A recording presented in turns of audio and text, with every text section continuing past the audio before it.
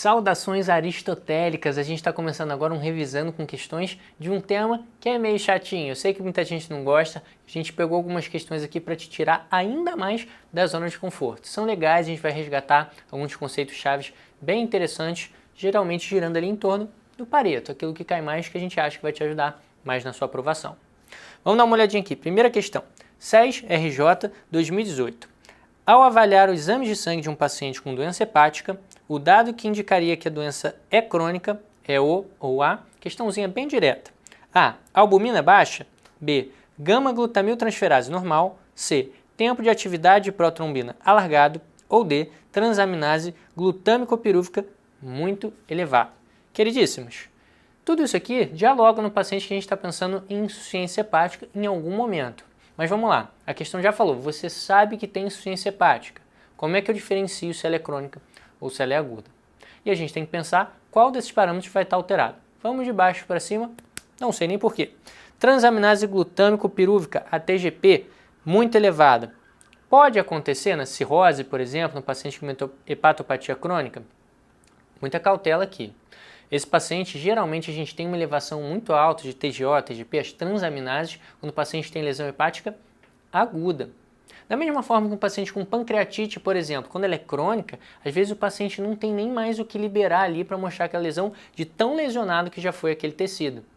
Quando a gente pensa num paciente com hepatopatia crônica, essas transaminases podem estar ali tocadinhas, podem estar sofrendo ainda algum tipo de lesão, mas não quer dizer que ela estando muito alta vai diferenciar para a gente se ela é aguda ou é crônica. Pelo contrário, tende a ser tocadinha, um pouco aumentada ou até normal no paciente cirrótico, por exemplo.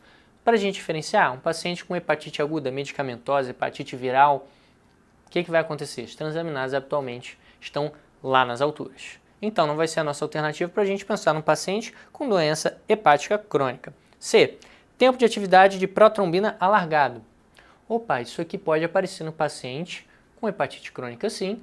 Inclusive, quando eu estou falando de cirrose, quem que a gente utiliza lá na nossa classificação de Child, para a gente pensar qual o grau de disfunção desse paciente, pensar até se ele não vai precisar de um transplante? Está lá o TAP e o INR, parâmetros de coagulação, por quê? O fígado é responsável por produzir alguns desses fatores. Opa, essa é a alternativa certa? Muita calma nessa hora. Se o paciente faz uma isquemia hepática aguda, se o paciente tem uma lesão hepatocelular, até como a gente falou no contexto de hepatite viral, ele pode já mesmo de forma aguda, em poucas horas ou poucos dias, ter um alargamento do INR, ter um TAP que está alterado. Por quê? Esses fatores, em poucos dias a gente já tem um turnover, já precisaria de novos. Então, queridos, até temos essa alteração aqui, o tempo de atividade de protrombina alargado na hepatite crônica, mas não me ajuda a diferenciar se ela é crônica ou se ela é aguda por si só. Maravilha? Alternativa B, gama-glutamiltransferase normal. Isso aqui não vai dizer nenhuma informação para a gente. É um marcador que olha até um pouquinho mais para a via biliar, que pode estar alterado sim quando a gente tem lesão de hepatócito, mas, queridos, não vai dizer para a gente se é uma lesão crônica. Isso daí foi completamente perdido. Agora, letra A, albumina baixa. A albumina, na fase aguda, ela vai cair? Pode cair um pouquinho. Mas ela vai estar muito reduzida, e a gente lembra mais uma vez do Child, quando é aquele paciente com doença hepática avançada. Ela é uma proteína que na fase aguda, no paciente que está muito grave, ela até é um pouco degradada para a gente produzir outros componentes proteicos, mas não vai chegar a uma hipoalbuminemia importante. Ela demora um pouco mais, porque é o grande conteúdo proteico que a gente tem, inclusive, para manter a pressão hidrostática. Então, uma albumina mais reduzida dialoga com um pouco mais de precisão para a gente pensar num paciente com hepatopatia crônica e não em fase aguda, diferente do TAP, tudo bem? Questãozinha um pouco maldosa, você tinha que comparar e pensar um pouquinho o que se altera, por isso que a gente trouxe essa questão aqui, o que é da fase aguda, o que é da fase crônica, beleza? Grande conceito para a gente revisar, a hipoalbuminemia é um sinal que diferencia a doença hepática crônica da doença aguda, maravilha? Próxima questãozinha, agora a gente vai para USP, Revalida 2021, questão fresquinha. Mulher de 40 anos de idade com queixa há uma semana de dor em hipocôndrio direito e aumento de volume abdominal. Preste atenção no enunciado da questão, vai com calma, sem ser fominha querer marcar tudo de uma vez. Tem enunciado que não está ali à toa, vai exigir muita clínica de você. Dor em hipocôndrio direito e aumento do volume abdominal. Nega etilismo ou transfusões sanguíneas. Ao exame apresenta-se com ascite e hepatomegalia dolorosa. Não há outras alterações ao exame clínico. Os exames laboratoriais evidenciam no sangue proteína total de 6,5, albumina de 4,1, LDH de 240, glicose 86. No líquido acítico, proteína total 2,8, albumina 2,1, LDH 230, glicose 80. E qual que é o diagnóstico mais provável? É a perguntinha que a gente tem que responder aqui. Essa questão tem um jeito difícil da gente responder e tem um jeito do Gueto, Medicina Popular Brasileira, que vocês sabem que eu gosto. Essa Medicina Popular Brasileira é para quem sabe medicina, para quem está por dentro do assunto. E se você souber mais de medicina, olha só, você vai melhor na sua prova. Vou te mostrar aqui como é que isso acontece. Vamos lá. Qual a primeira informação aqui? Você já deve imaginar isso toda vez que a gente pega um laboratório com sangue e com líquido acítico. Ele vai pedir para a gente utilizar o gradiente de albumina soracítico. Gradiente não é uma divisão, é uma subtração. Vamos fazer aqui a continha? Se esse paciente tem 4,1 de albumina no sangue e se esse paciente tem 2,1 de albumina no líquido acítico, matemática para médicos, esse paciente tem um 2 de gasa. Quando a gente tem maior do que 1,1, o que a gente pensa? Pensa mais em transudatos, beleza? Por quê? Vamos com calma.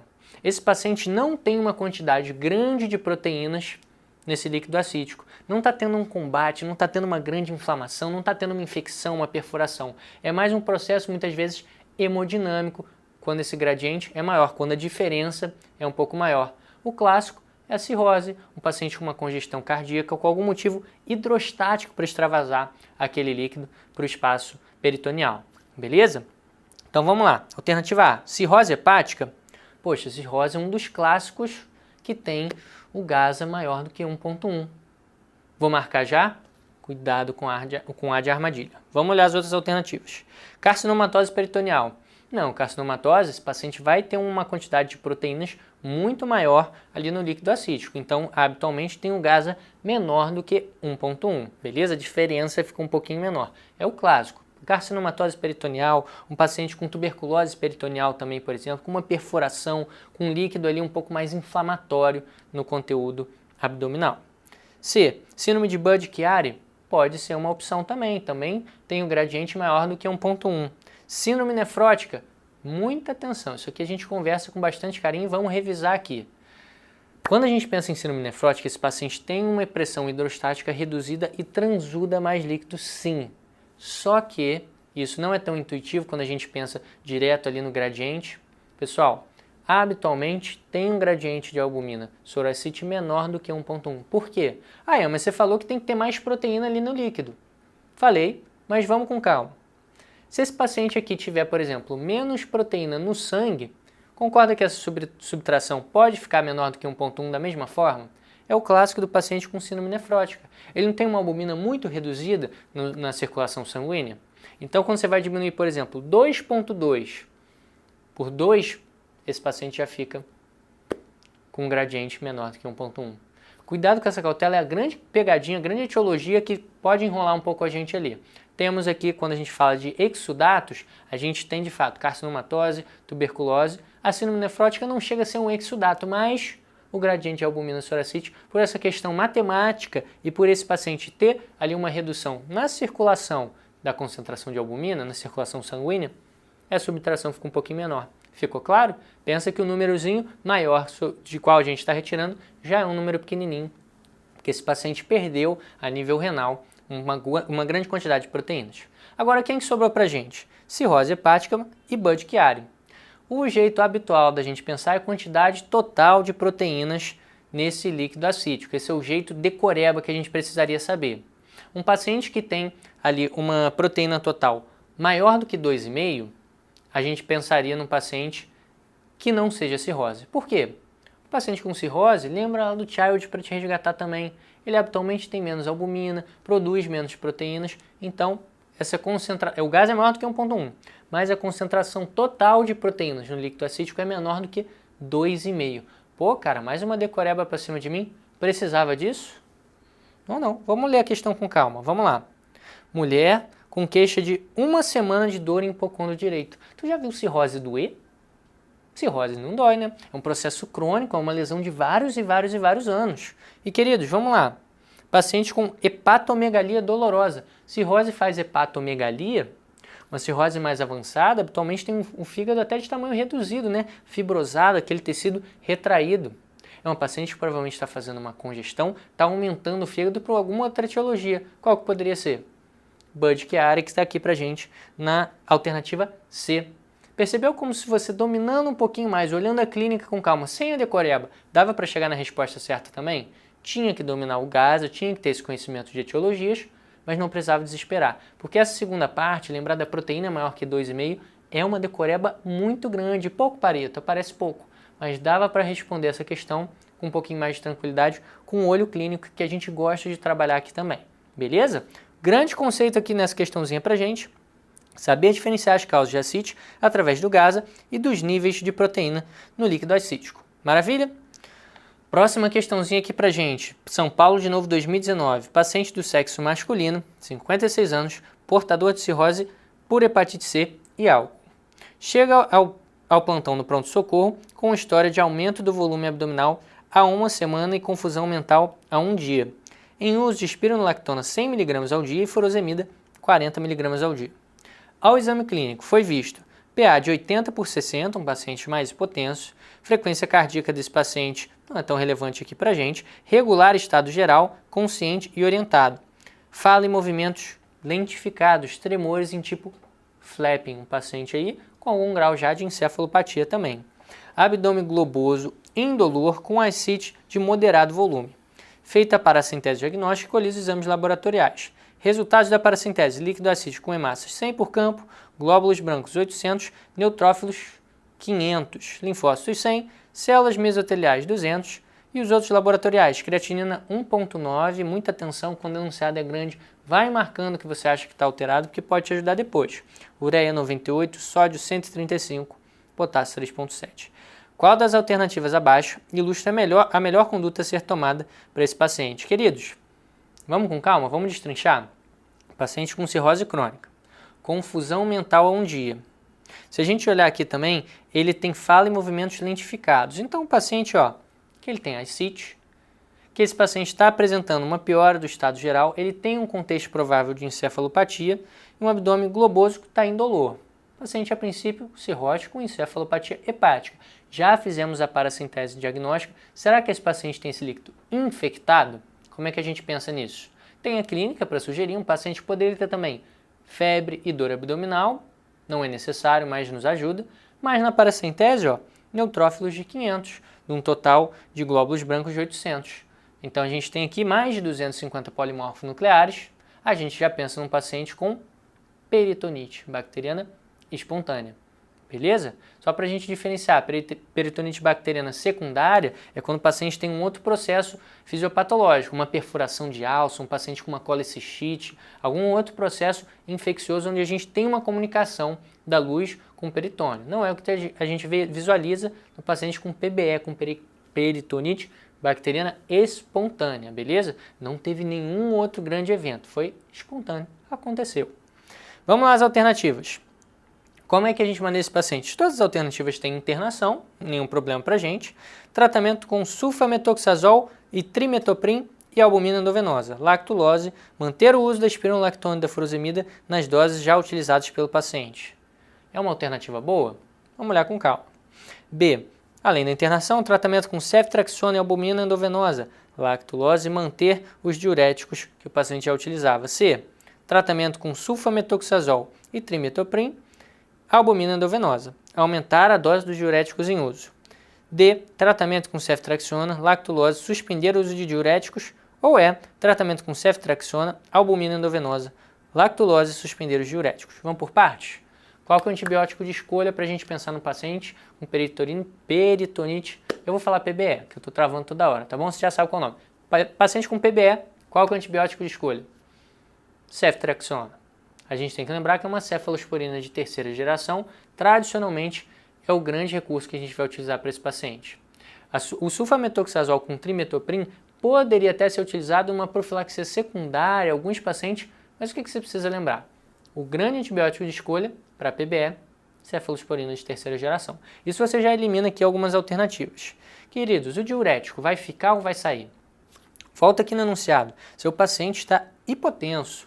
E não só, esse paciente tem uma piora de função renal, esse paciente tem 1,9 de creatinina. É um paciente que pode estar, além de tudo, caminhando para uma síndrome hepatorrenal. Ele represa tanto volume ali no leito esplâncnico que falta pouco para perfundir, falta conteúdo para perfundir os rins.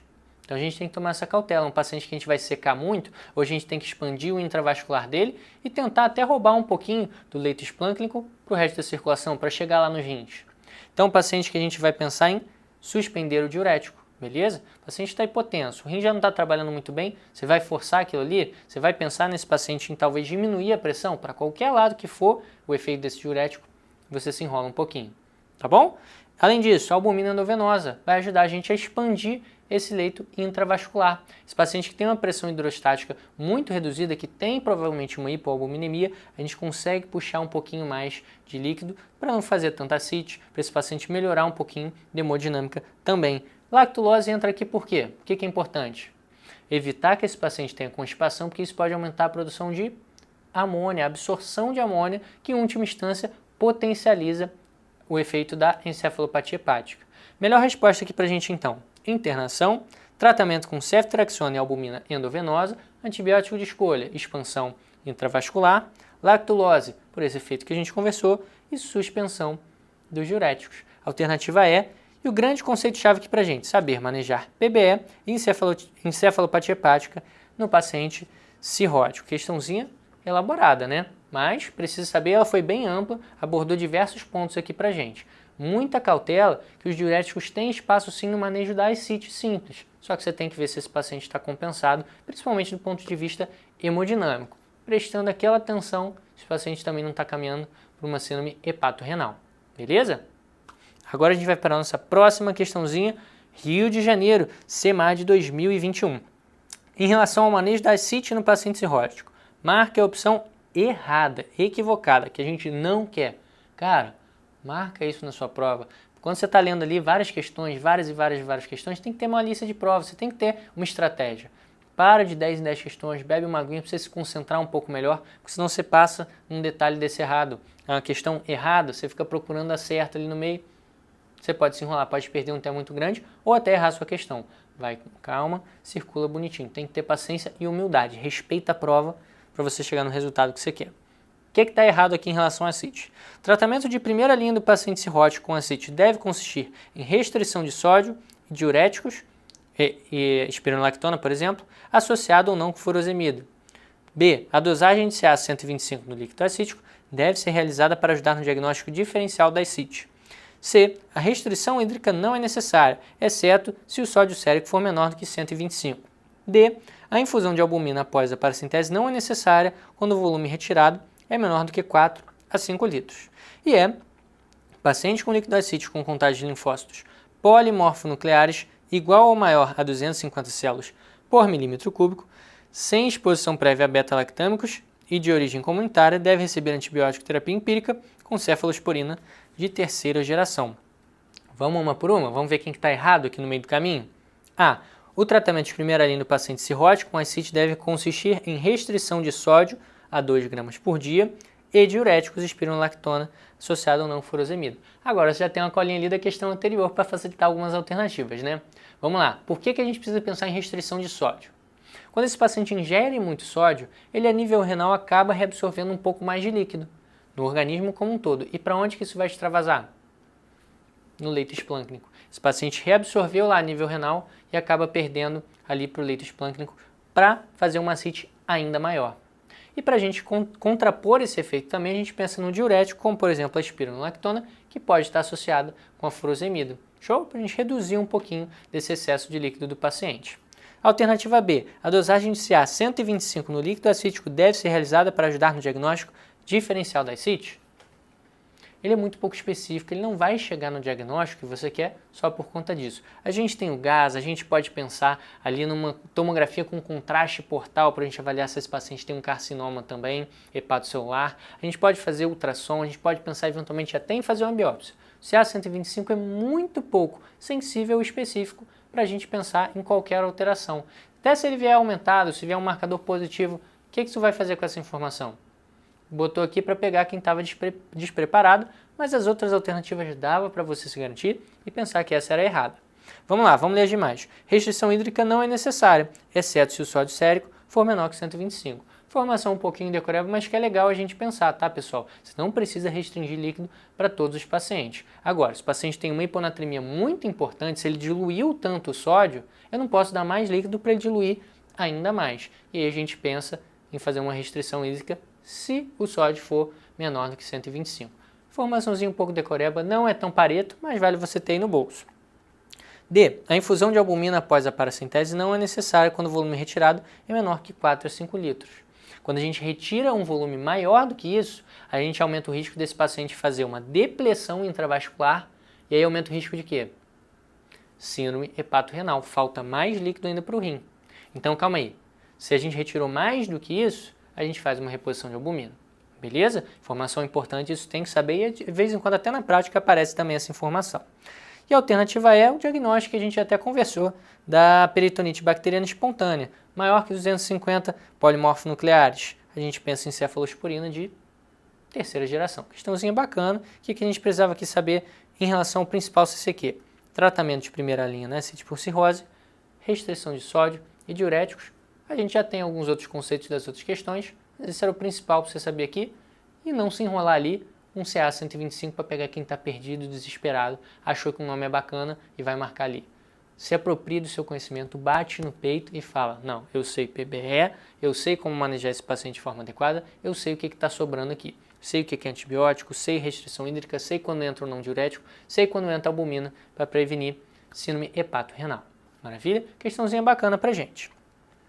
A próxima, agora a gente está indo lá de volta para São Paulo.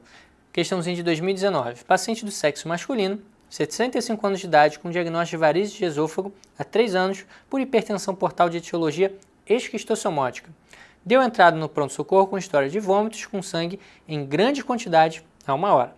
Ao exame, paciente com pressão bem tranquilo, 70 por 40, pulso fino e frequência cardíaca aumentada, 120, pele fria, sudorese e confusão mental. Qual que é a melhor conduta para esse nosso paciente? A. Reposição volêmica vigorosa, seguida de laparotomia exploradora e realização de cirurgia de Crawford. B. Reposição volêmica, controle de hemoglobina e hematócrito, endoscopia digestiva alta após 24 horas de estabilização hemodinâmica. C. Reposição volêmica vigorosa e passagem de balão esôfago gástrico se mantiver instabilidade hemodinâmica. Ou D.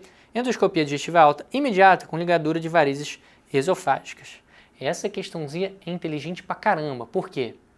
Você tem que ter cautela para não ser desesperado e para também não ser muito tranquilo. É um paciente com gravidade. O que a gente precisa pensar para ele? Alternativa A, reposição volêmica vigorosa, seguida de laparotomia exploradora e realização de cirurgia de Crawford. Queridos, a reposição volêmica vai acontecer sim. Muita cautela com esse vigorosa, porque você pode aumentar ainda mais a pressão para esse paciente no leito esplâncnico. Você ficar babando ali líquido para aquele conteúdo ascítico e aumentando a pressão nesse leito vascular venoso, você pode inclusive piorar o seu sangramento. Então a hidratação com parcimônia para equilibrar um pouquinho a volemia desse paciente. Pensando eventualmente o paciente até que pode precisar de albumina para aumentar a pressão hidrostática, pelo menos de forma transitória, sem aumentar tanto o volume intravascular, beleza? Laparotomia exploradora, cara, tu vai operar esse maluco que está sangrando, ele não tem fatores de coagulação de forma adequada, possivelmente, apesar de ser um paciente com esquistossomose, ele não tem cirrose não, então não seria nem pecado não, mas não é interessante se operar um paciente que está chocado. Você vai primeiro estabilizar, vai organizar o hematócrito e hemoglobina, vai garantir uma pressão melhor, porque senão o paciente, quando você faz a indução anestésica, o paciente já faz uma parada cardíaca eventualmente. Não tem cabeça de pressão para perfundir adequadamente os tecidos, beleza? Alternativa B, reposição volêmica, controle de hemoglobina e hematócrito, endoscopia digestiva após 24 horas de estabilidade hemodinâmica. Pode demorar muito, né? Se esse paciente está sangrando tanto ao ponto de ter esse sangramento vigoroso, de estar hipotenso, ainda mais de etiologia esquistossomótica, que tem uma tendência grande a ressangrar, pode ser um período muito grande. Vamos olhar a alternativa C, reposição volêmica vigorosa e passagem de balão esôfago gástrico se mantiver em instabilidade hemodinâmica. Opa, beleza, me dá mais uma janela um pouquinho maior para eu pensar em manejar esse paciente com mais estabilidade. E até se tiver que fazer algum procedimento, eu já organizei alguns outros fatores. Maravilha? Essa vai ser a melhor alternativa aqui pra gente. D, endoscopia digestiva alta imediata com ligadura das varizes esofágicas. Cara, pode ser que você não consiga visualizar nada, pode ser que esse paciente não tenha estabilidade suficiente. Fazendo um paralelo aqui, a mesma coisa chegou uma gestante com pré-eclâmpsia, se você, opa, vamos operar ela direto, vamos fazer a cesárea aqui. Calma, você tem que estabilizar o seu paciente antes de fazer qualquer procedimento maior, beleza? Muita cautela, questãozinha inteligente que buscou ali a janela melhor para a gente intervir nesse paciente. Não é nem, vou abordar daqui a 24 horas a gente aborda, faz ligadura. Não é por aí. E nós também não vamos sair cortando o ser humano, afinal, essa aula está na aula de clínica e não está no bloco de cirurgia. Então a gente não vai sair cortando ninguém, a não ser que seja extremamente necessário. Grande conceito aqui pra gente. Sangramento de varizes esofágicas, mais instabilidade hemodinâmica, contraindicam endoscopia digestiva alta. Você pensaria nesse paciente, vou hidratar, vou pensar em fazer uma transfusão. Se for uma cirrose, se for etiologia cirrótica e não esquistossomótica, muita cautela. A reposição volêmica não vai ser nem só com sangue não, concentrado de hemácias, perdão. Pode ser plasma fresco ou crioprecipitado para você repor também alguns fatores ali de coagulação. Aqui só um a mais, nem precisava para essa questão não. Paciente instável não é para sair operando, muita calma nessa hora, beleza? Essas foram as nossas questõezinhas para a gente fazer o nosso revisando com questões quando a gente está falando de insuficiência hepática e de cirrose. Teve PBE, teve sangramento, teve um monte de coisa boa que vocês gostam e várias coisas que vocês desgostam também, mas tem que saber para a prova. Um abraço e bons estudos!